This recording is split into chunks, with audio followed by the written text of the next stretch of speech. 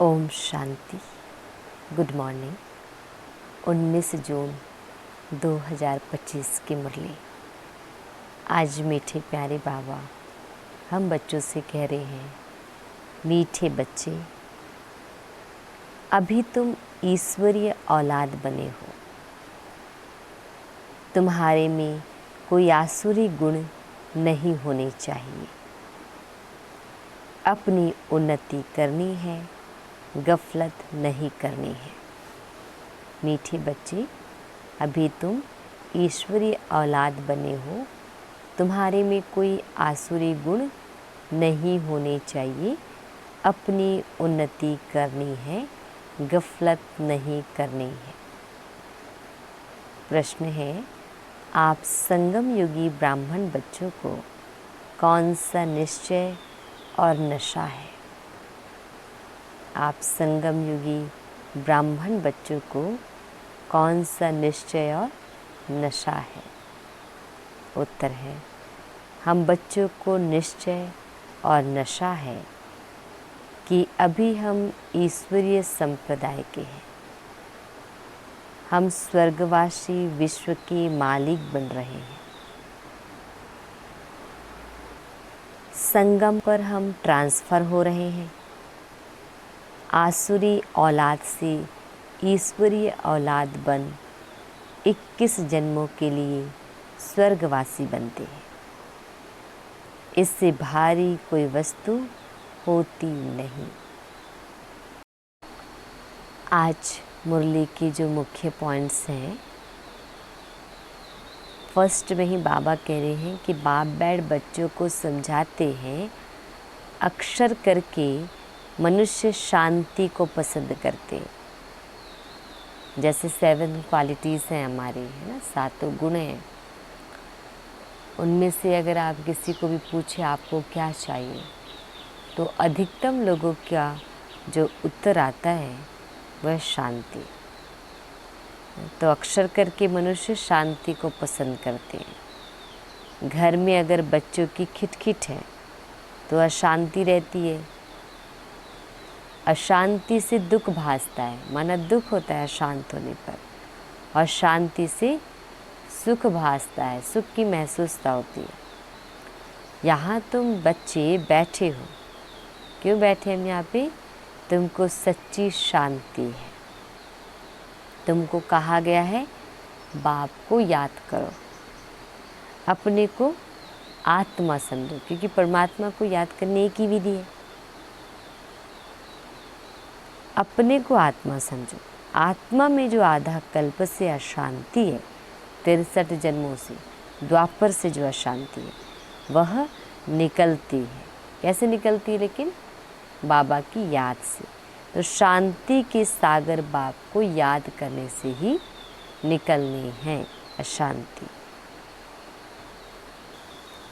बाबा कह रहे हैं कि सतयुग में है ईश्वरीय संप्रदाय और कलयुग में है आसुरी संप्रदाय।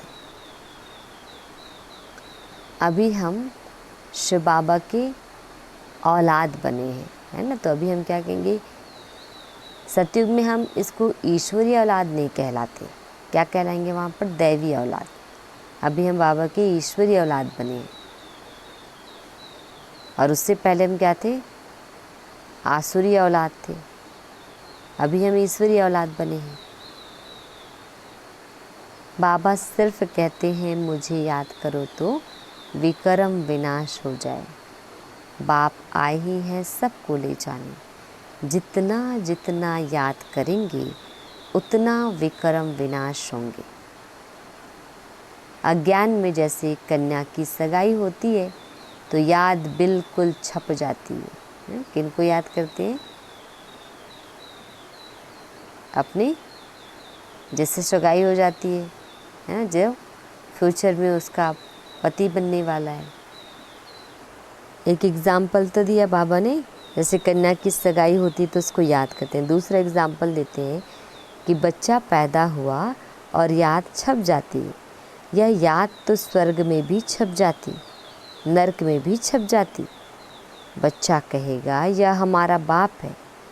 अब यह तो है बेहद का बाप, जिससे स्वर्ग का वर्षा मिलता है, तो उनकी याद छप जानी चाहिए। जिनसे इतना बड़ा हमें गिफ्ट मिलता है, सौगात मिलता है 21 जन्मों के लिए, तो बाबा कहते हैं उनकी तो याद छप जानी चाहिए। बाप से हम भविष्य 21 जन्मों का फिर से वर्षा ले रहे हैं। बुद्धि से वर्षा ही याद है। बाप कहते रहते हैं, बच्चे अपना जीवन हीरे जैसा बनाओ, बेदाग, चमकदार, मूल्यवान, है ना। बाबा कह रहे हैं जो अच्छे अच्छे बच्चे हैं वह बाप को याद तो पढ़ते हैं। बाप का कितना लव है बच्चों पर। बाप को तो सिवाय बच्चों के और कोई है नहीं जिसको याद करे। तुम्हारे लिए तो बहुत है, हाँ, बाबा के सिवा हमारा भी कोई नहीं होना चाहिए। तो लेकिन बाबा कहते हैं कि तुम्हारे तो बहुत है रिश्ते, लेकिन परमात्मा का हमारे सिवा और कोई नहीं है। तुम्हारी बुद्धि इधर उधर जाती है, धंधे आदि में भी बुद्धि जाती है। हमारे लिए तो कोई धंधा आदि भी नहीं है। तुम अनेक बच्चों के अनेक धंधे हैं, हमारा तो एक ही धंधा है। हम आए ही हैं बच्चों को स्वर्ग का वारिस बनाने। बेहद के बाप की प्रॉपर्टी सिर्फ तुम बच्चे हो। गॉड फादर है ना, तो बाबा कहते हैं सभी आत्माएं उनकी प्रॉपर्टी है, बाबा की प्रॉपर्टी है। बाबा कह रहे हैं कि कर्मेंद्रियां ऐसे वश करनी चाहिए जो कुछ भी चंचलता ना हो। सतयुग में सब कर्मेंद्रियां वश में रहती है। कर्मेंद्रियों की कोई चंचलता नहीं होती है, ना मुख की, ना हाथ की, ना कान की, कोई भी चंचलता की बात नहीं होती। वहाँ कोई भी गंध की चीज़ होती नहीं है ना। जैसे बाबा क्या कह रहे हैं, सतयुग में नहीं होती, वैसे हमें भी यहाँ भी वैसे चंचलता नहीं करना है। यहाँ योग बल से कर्मेंद्रियों पर जीत पाते हो। बाप कहते हैं कोई भी गंदी बात नहीं, कर्मेंद्रियों को वश करना है, अच्छी रीति पुरुषार्थ करना है। टाइम बहुत थोड़ा है, गायन भी है, बहुत गई थोड़ी रही, अभी थोड़ी रहती जाती है।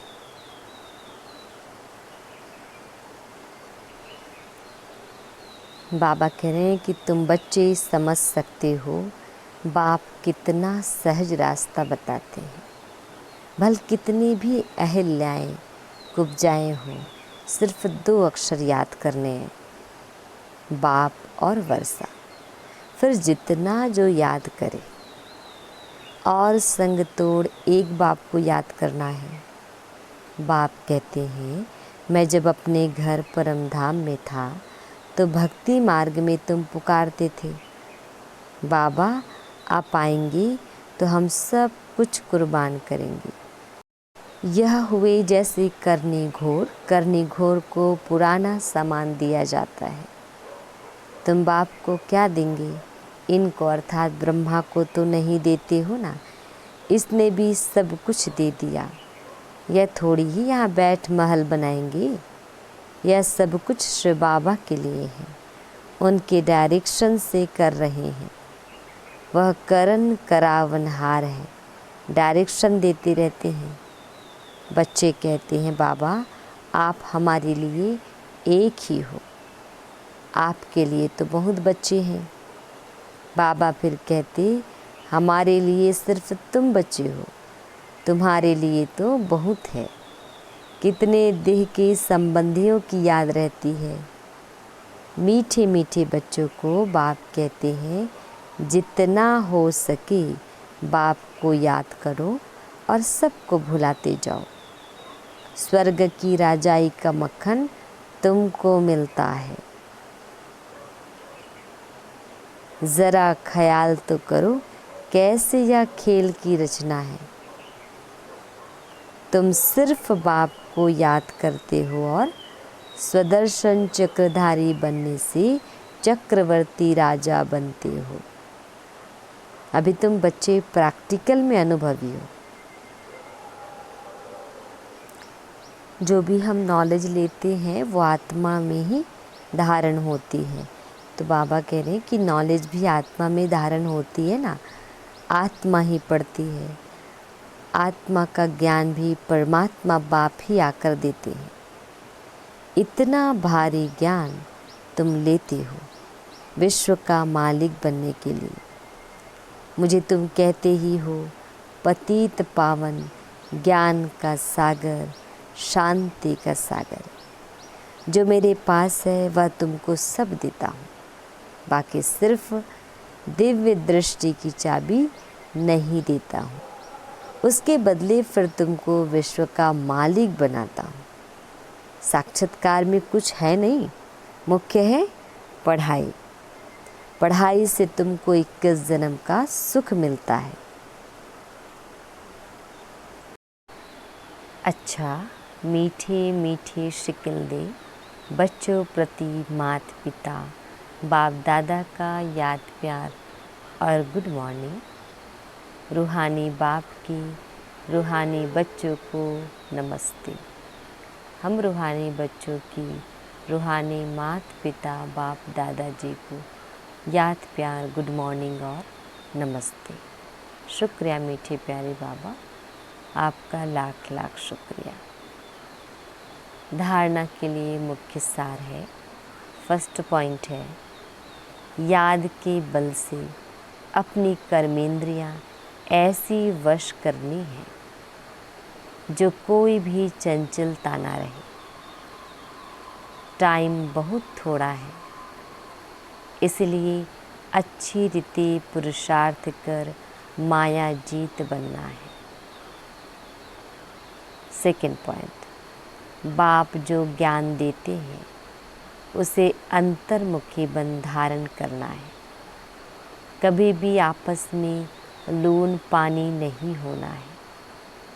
बाप को अपनी खुश खैराफत का समाचार जरूर देना है। वरदान, कल्याणकारी वृत्ति द्वारा सेवा करने वाले सर्व आत्माओं की दुआओं के अधिकारी भव। कल्याणकारी वृत्ति द्वारा सेवा करने वाले सर्व आत्माओं की दुआओं के अधिकारी भव। डिटेल है, कल्याणकारी वृत्ति द्वारा सेवा करना, यही सर्व आत्माओं की दुआएं प्राप्त करने का साधन है। जब लक्ष्य रहता है कि हम विश्व कल्याणकारी हैं, तो अकल्याण का कर्तव्य हो नहीं सकता। जैसा कार्य होता है वैसी अपनी धारणाएं होती है। अगर कार्य याद रहे तो सदा रहमदिल, सदा महादानी रहेंगे। हर कदम में कल्याणकारी वृत्ति से चलेंगी। मैंपन नहीं आएगा, निमित्तपन याद रहेगा। ऐसे सेवाधारी को सेवा के रिटर्न में सर्व आत्माओं की दुआओं का अधिकार प्राप्त हो जाता है। स्लोगन, साधनों की आकर्षण साधना को खंडित कर देती है। साधनों की आकर्षण साधना को खंडित कर देती है। अव्यक्त इशारे आत्मिक स्थिति में रहने का अभ्यास करो, अंतर्मुखी बनो। अंतर्मुखी आत्माएं 3 प्रकार की भाषा के अनुभवी होती है। पहली, नैनों की भाषा। दूसरी, भावना की भाषा। तीसरी, संकल्प की भाषा। नैनों की भाषा, भावना की भाषा, संकल्प की भाषा, यह 3 प्रकार की भाषा यह 3 प्रकार की भाषा रूहानी योगी जीवन की भाषा है। जितना जितना आप अंतर्मुखी स्वीट साइलेंस स्वरूप में स्थित होते जाएंगे, उतना इन 3 भाषाओं द्वारा सर्व आत्माओं को अनुभव करा सकेंगे। अब इसी रूहानी भाषा के अभ्यास बनो। अच्छा, ओम शांति।